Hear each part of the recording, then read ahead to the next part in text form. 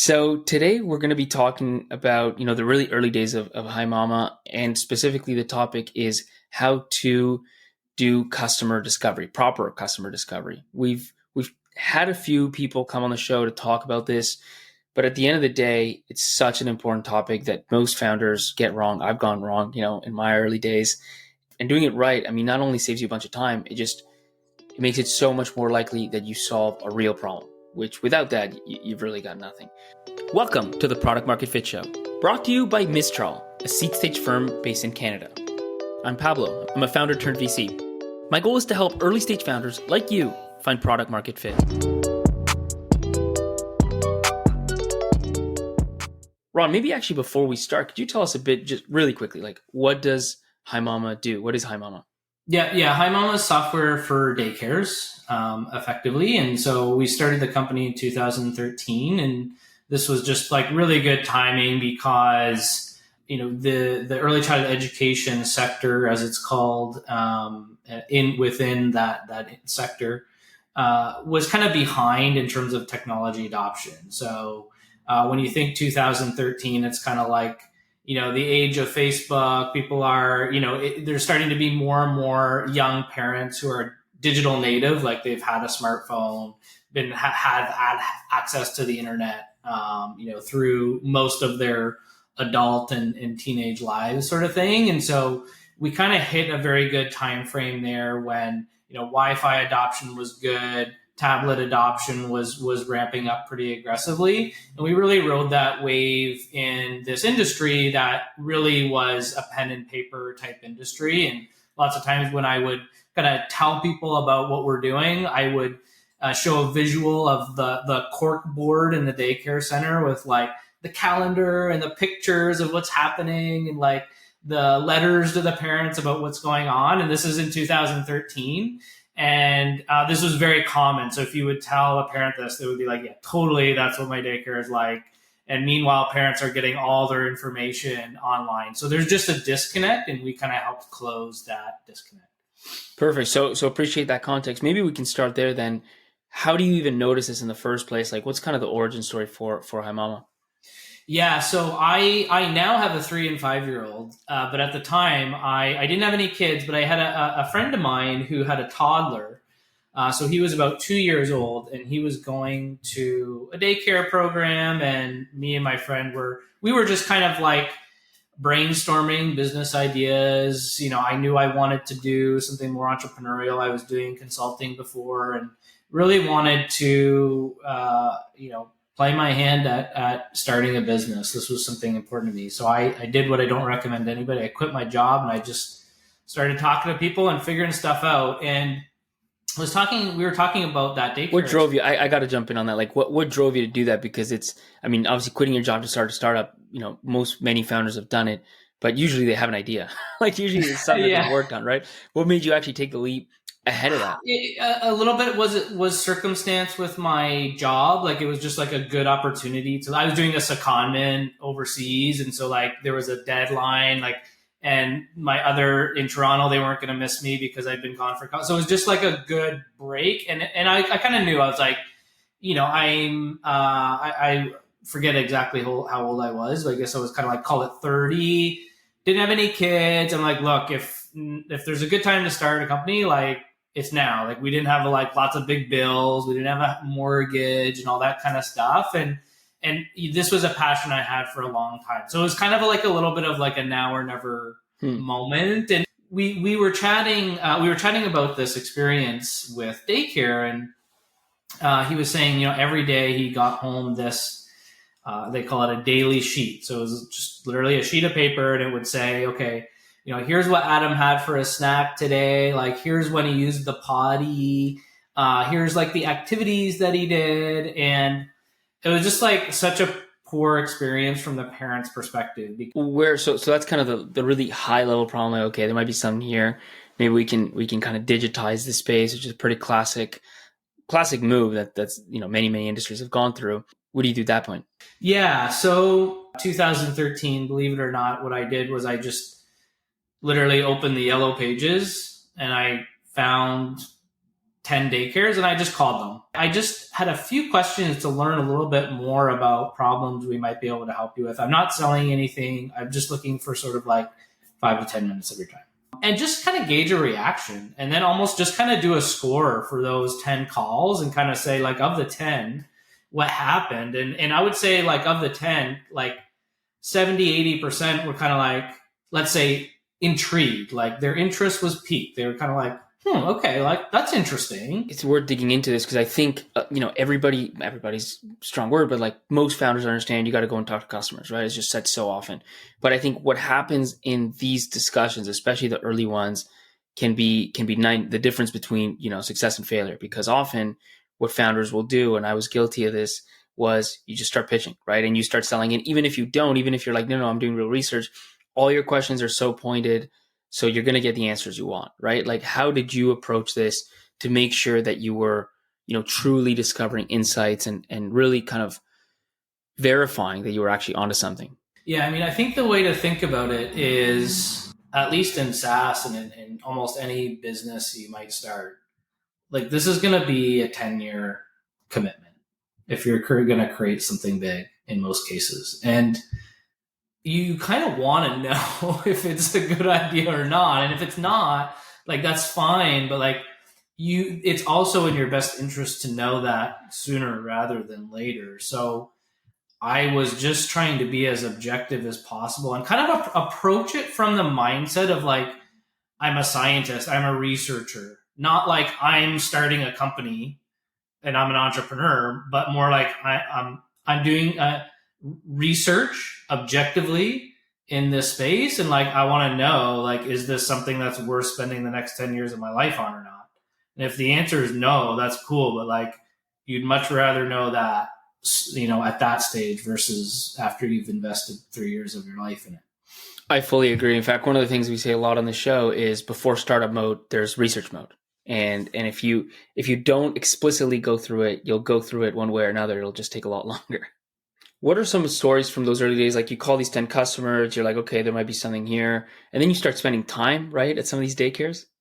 Yeah, so that's layer one. So I'm like, okay, check. This is, people's interest is piqued. Okay, I'm willing to invest a little bit more of my time. So next thing is I visited like 10, 20 of these childcare programs in person. So I'm like, okay, let's get to the next level of information. And this was still relatively objective. This was still kind of like, I have a script, a survey script. I'm going to interview you. And really the goal was to figure out what are your problems? What are your top problems? That still was very objective. So that was to understand, again, where's the market at in terms of being ready for this? And the problems that we think they have, are they real? And so when we had asked about the top issues, the documenting information and the amount of paperwork that they had to do was ranked very high, and so was communication with parents. Like, specifically on that, when you went out and you asked them these questions, did you ask, what are your top problems? Or did you ask, is documentation itself a problem? You know what I mean? Like, did you lead at all, or was it really that high level? Open-ended. Got it. At this point, still very open-ended on those problem questions. Because again, I'm still in the mode of the researcher mode of like, if this isn't a problem, if this isn't a top problem, I don't want to spend my life trying to fix it. For what it's worth, I think that's critical, because you're trying to understand not just what are problems, but also what are top of mind problems, right? Like, what are true highly priority? And if you ask them, what are some of your main problems, and they don't list the one that you think you want to solve, it's clearly not top of mind. The flip side is, if you go in and you're like, hey, is documentation a problem? Anything, is X a problem? Most of the times you probably get like, yeah, actually that is kind of annoying, whatever. But it doesn't really matter, because if it's not top of mind, they're probably not going to be buyers. They're certainly not going to be looking for it online. Like, everything's just going to add so much more friction when you go to sell it. And I would say this was the stage where I kind of made that conversion in my mindset. Like, so this came out of this, and folks objectively said, these are top problems for us. Then the next round of interviews, in which I met with 50 childcare programs, I then switched to, okay, let's dive deeper into those two specific things. So, okay, documentation and paperwork are a challenge. Like, what are you documenting? When are you documenting it? How are you documenting it? Is there any information you can provide me on that? What are your challenges with parent communication? What do parents tell you they like or don't like? And really getting into the next level of detail of like, okay, we know there's a problem. Like now let's start gathering information to understand how we can solve it. And that's kind of when I started making the switch to figuring out if this is an area where there's a business opportunity to trying to understand what the solution might look like. Is this over the phone, by the way? You doing this in person? No, in person. And that's something else I really try to encourage early stage entrepreneurs to do because, so many reasons. One is there's just so much a higher trust level when you meet people in person. So, humans are humans. When you have somebody in front of you, the trust level is much higher. People will open up a lot more. And then they also know you're investing your time, right? It's like, you're physically coming to see me. This is important to you. So I'm going to willing to invest my time in speaking with you. And the other thing, which I found like super helpful is, and I think we were perhaps in a unique situation in a vertical market, but seeing the environment that they work in and that they live in day to day, like is actually game changing to see that. And we were able to take a lot away from that in terms of our product design, our users. That was very critical information, seeing that actual physical work environment. I think, I couldn't agree more. I mean, at the end of the day, the research and stuff is going to get you the problems worth solving, but the subtleties, the details are going to be the things that determine how your product's built. And that's the difference between usage and engagement and not, right? So you got to be in there to, you got to be in there to really see it. Let me ask another question just around that is, how did you get these daycares to give you the time in the first place? Was that hard? Easier than you would think. I think the key is keeping that researcher mindset. Sure, you want to start a business out of this, but most people are pretty open to meeting with folks who are trying to help. And that's just really how I always position it, of like, and the other aspect of that too to keep in mind is, there's always this curve of innovators and early adopters versus laggards and late adopters, right? So if folks say, look, I'm not interested, there's a good chance they're not going to be the folks you want to be speaking to now anyways. So it's totally cool. That fully resonates. I think at the end of the day, we all get sold to, and frankly, we don't really like it. But few people, if you think about it, are often in a position where they're treated like experts. And so if you go in there and you treat them like experts and you're just saying, hey, you're an expert in the space, I just want to learn. In most cases, people, are going to be much more amenable to that than you might think. Yeah, that's a great point. And that is the key, is like a lot of folks want to be the expert and provide you with their expert opinions and views. And so, putting them in that position is, goes a long way in terms of getting their time 100%.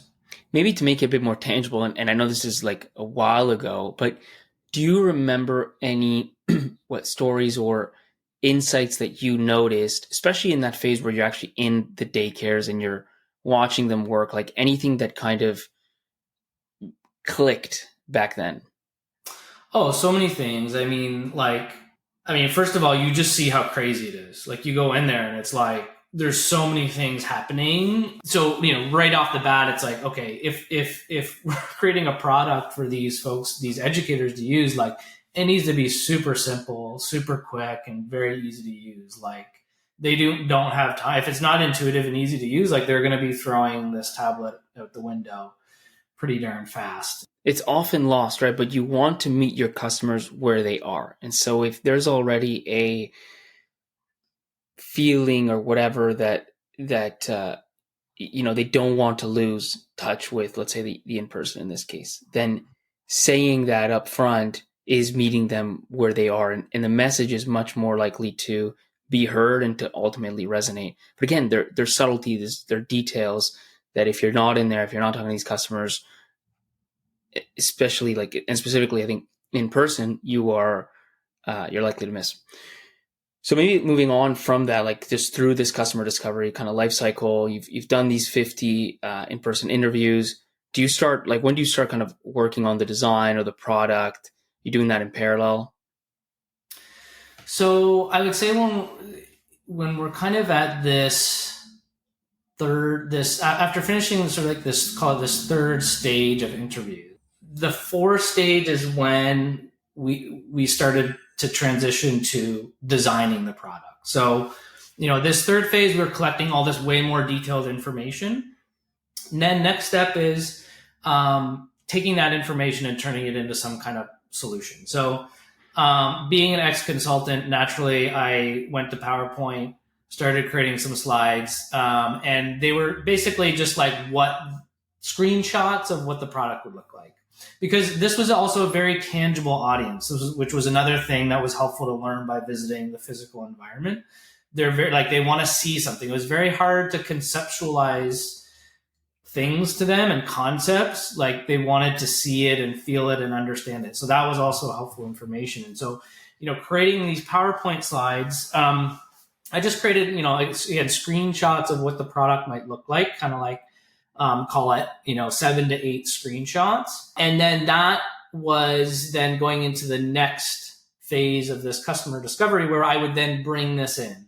And I would bring it in and I would present it on an iPad. So it kind of looked like a product, which I think was important as well, to present it in that way. Was it just you, by the way, at this point? Me and my co-founder, Alana. So she was and is our CTO. So she was kind of all on the engineering side, and we were working collaboratively on like the product design at this point. Got it. At this point, I'm actually showing them something. So this is, a huge shift from the previous round of conversations, where now I'm going in and I'm saying, okay, these have been great conversations with you. We've taken all the information you've provided and information from some of our other conversations. We've actually put something together, and I just want to show it to you and like get your thoughts. And again, it's very non-intrusive. Again, it's kind of putting them in the position of like, they're the expert and I want to get their feedback and get their thoughts. And, would just kind of walk them through and just get their reactions, right? And again, you're getting lots of great product feedback, learning more about certain like workflows. We learned, for example, that there's also parents are sometimes sending them information, which is helpful for them to know. Like, what happened with my child in the morning before I dropped them off? Did the infant have their bottle or not yet? That's helpful for them to know. And so this was also a critical stage in terms of getting feedback on what that V1 of the product's actually gonna be and look like and do. And you also just learn a whole bunch of like what I'll call like super detailed things that you wouldn't know unless you're getting to this level of detail. By the way, in any of these steps, did you talk about pricing, like even asking, hey, how much would you pay for something like this, or any of those discussions?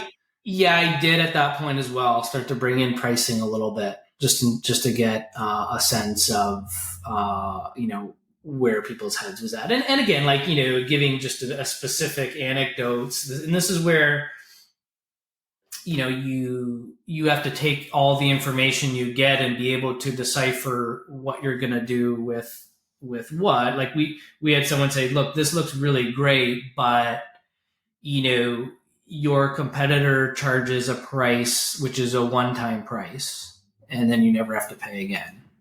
And this is 2013, and it's like, okay, we know that the market's not going that way. Cool, but maybe you'll figure that out eventually. And you'd have folks be like, this is awesome, but like, just if you like change the font here, like we would probably buy it. Like, right. You're getting those early signals of like who's ready for this and who's not. And the other thing I wanted to ask is, and this is in rough terms, but like how long did each step take? So like calling the 10 customers and doing the 50 interviews, then this piece of kind of the wireframes? Like how much are you spending a month in each step, a couple months, weeks? I would say it was probably about a 3 to 4 month process, and then we built like MVP V1 of the product in like 2 to 3 months, with like a month of kind of overlap of building while continuing to get information. So in total, it was kind of like 6 months from when we were like, you know, looking up in the yellow pages to like having V1 MVP. Perfect. Okay. So let's call it 6 months of research. Did you try and fundraise during this time or shortly thereafter, or was it all bootstrapped? All bootstrapped. Any thoughts on that? Like, did that help or hinder? I think it helped because we took our time to get the right amount of information. This wasn't a sector or a business that was going to be overnight boom or bust. And, you know, it kept our culture pretty lean and, you know, not wasteful. And did you ever think through or worry much about TAM? No. Mostly because I don't know, this is maybe more of a personal view, but I just have the view of like way too much emphasis is placed on that, especially in the early days. Like, you don't know what your TAM's going to be. You don't even know what your business is going to be in 10 years. Even like HiMama as an example, like we started out with the parent communication, but then we did all the administrative capabilities within the center, like staff management and ratios of staff to children. We did payments, which is a whole new revenue stream, tuition payments. We acquired a company that does curriculum. So we're now on the whole curriculum, which like each of these things like doubles or triples your TAM. And so I'm a pretty big proponent of just getting started and, you know, getting a business going and understanding the space. If you understand the customers really well, which is another part of bootstrapping, I think you end up really understanding your customers well. There'll be more market opportunities as you grow. Ron, you might be surprised on just how true that is when I talk to, you know, just through this show, right? So many post Series B stage founders who now have $10 million plus ARR businesses who in the early days, I mean, maybe, you know, in your case, maybe you thought through, okay, there's X number of daycares generally, and like if they pay this much, it could be a big business. And that's like the extent to it, right? But like the whole focus really is just on, can we actually deliver real value to a daycare or 10 daycares, right? Like, and is it going to be differentiated enough to everything else that they might be doing or buying or status quo or whatever it is, and then just putting one foot in front of the other. And honestly, like I think especially if you take that bootstrap approach, like these things are linked from the founder's perspective. Does it really matter? Because, you know, if you worst case scenario, you succeed and it's a $5 or $10 million business and then you don't know where to go, you got something pretty solid as long as, you know, your ownership was good. And you can get lost. Like, and I remember doing this at Gym Track. You can get lost in the story and in just in the clouds of trying to create this $1 billion plus opportunity so that you can win over VCs like myself who think maybe a bit too much about TAM. So yeah, I think that's valid. I really do think it's valid. Yeah, and if you look at so many businesses that are even extremely large today, you know, most of the stories in the media about them are about all their big successes. But if you go back to the early days, oftentimes they started like that too. You know, the Airbnb folks were, you know, selling cereal for a while to stay alive. And, you know, Uber was just like, you know, black, you know, those proper limos in like one city. Like everybody starts somewhere. You just have to start. Like that's the key. That's right. And you have to provide, I think, you know, real value. So what maybe, you know, to kind of close the loop on this, like when did you land your first customer and what were those kind of early releases like? So what we did, which is very common in education and ed tech, is we launched with somebody on kind of call it like a pilot. So we just gave them 2 or 3 iPads, gave them the product for free, and because we just wanted to, we didn't want Like we knew it was going to be buggy and maybe not an optimal experience. So we're just kind of like, let's get somebody using it to see how it goes. So we went with, one of the folks that we had talked to through this whole process. And how did it go? I mean, it was super MVP. Like I think we were Alana finished like development and like getting the product live 30 minutes before the day started that day. So it was very last minute. But this is the nice part of doing it this way. Having them use it is huge. This is where you go from being kind of like the conceptual tech entrepreneur product design person engineer to like, okay, this is like in the real world now. And so things like process, like what processes do they have during the day? Like how does this fit into what their day looks like starts to come out a little bit more. Like what happens if the teacher's late? What happens if they can't find the iPad? What happens if their Wi-Fi is a little hit or miss? The training aspect, because like you're starting to get these questions and you're like, okay, obviously they have these questions. Like this is now starting to inform what does our training look like for this product. And then also like seeing that, some teachers were using it much more thoroughly and much better than others.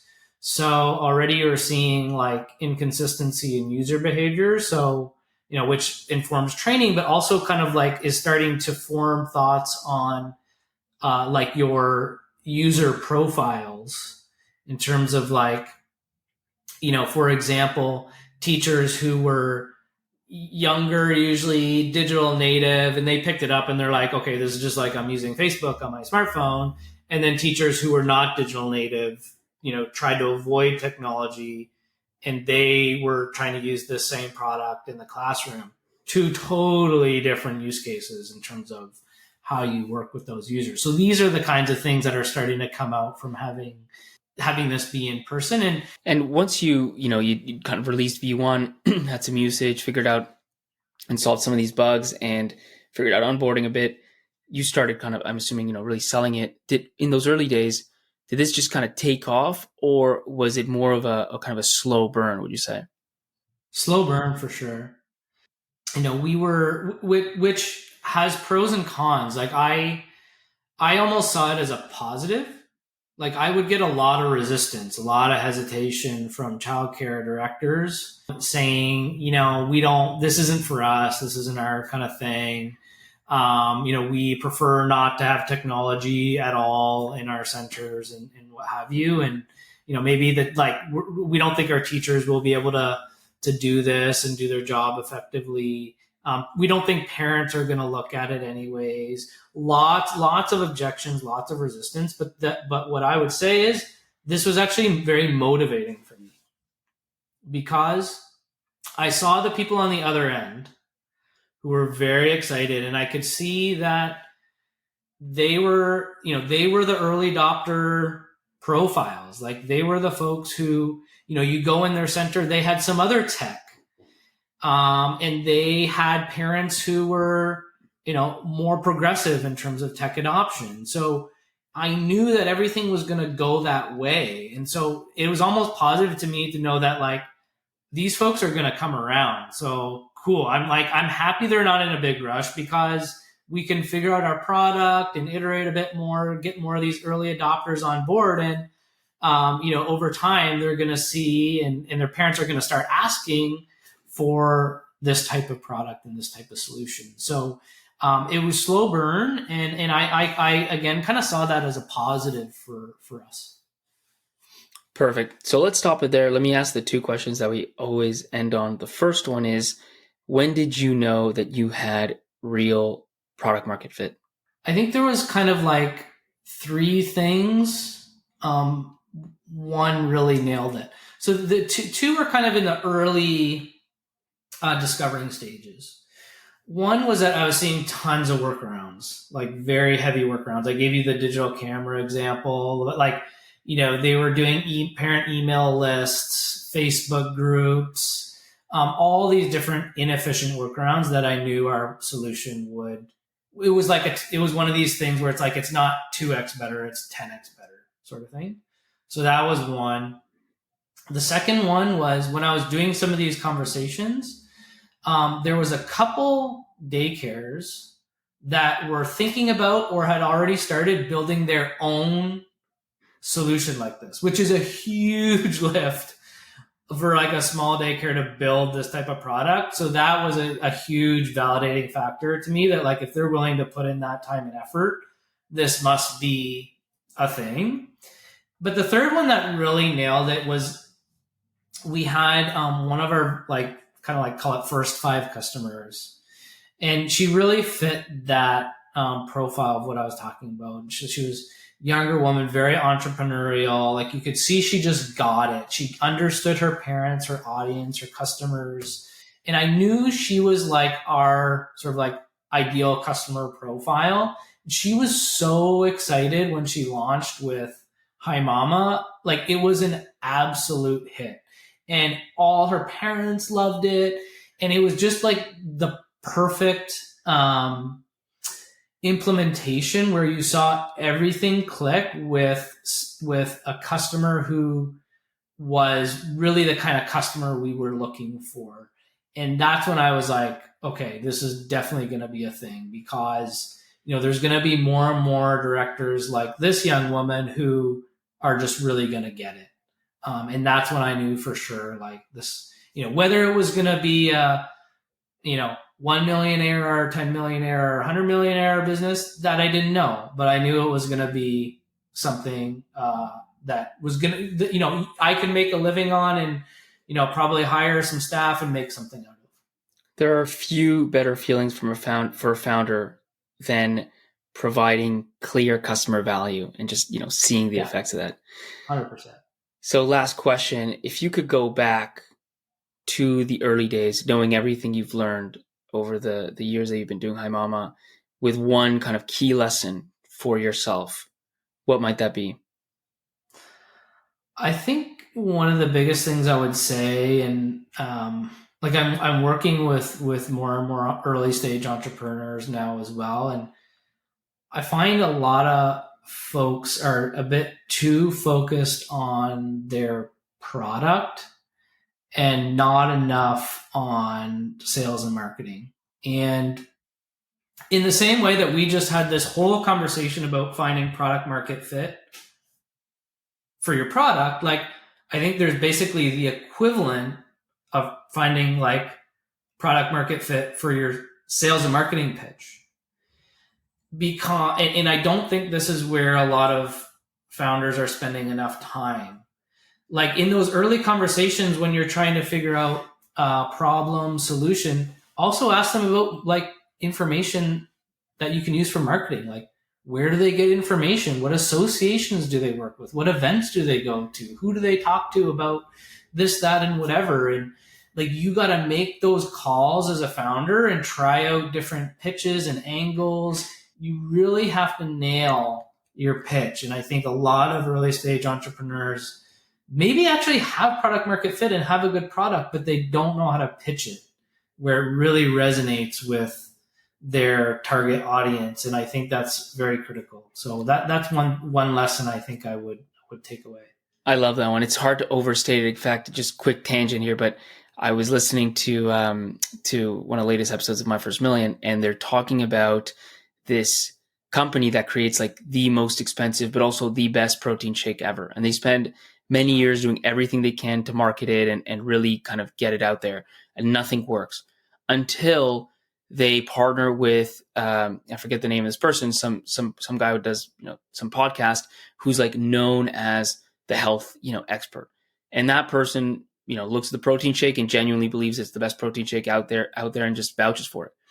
Overnight success. Right? Just because all of a sudden it was the right way to deliver that message to the right audience, instant credibility. And, I'm simplifying here, but basically that's it. There's so much power in crafting, not just crafting the right sales and marketing pitch, but also delivering it through the channels that are really going to hit your audience. So I think that's a great one. Yeah. In the early days, you need a good enough product and you need an amazing pitch.